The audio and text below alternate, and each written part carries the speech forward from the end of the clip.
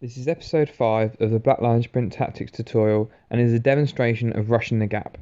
By rushing the gap, I mean man 2 leaving distance between themselves and man 1 and accelerating into the slipstream of man 1.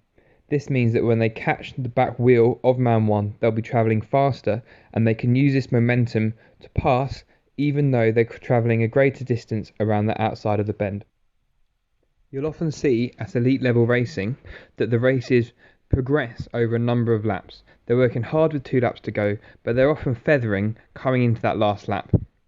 It's more common in amateur racing that riders will go from a slow pace to 100%. Instantly, they'll just go for home. This is where this tactic is so effective. It's important that if the person in front of you goes a lap, lap and a half, or even 2 laps out, you're patient and hold the gap until the time is right so that you can pass in the middle of the bend, right at the end of the race. If we go back to the race now, we can see that both riders are watching each other.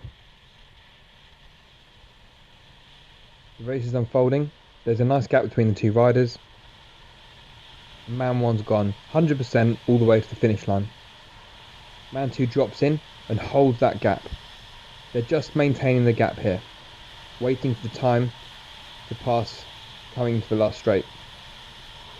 They close the gap, are travelling faster at the back wheel and just pass for the win. There's 2 parts to getting this right. The first is patience, holding that gap until you need to use it, and the second is deciding when to use it, when you need to commit into that gap and try and pass.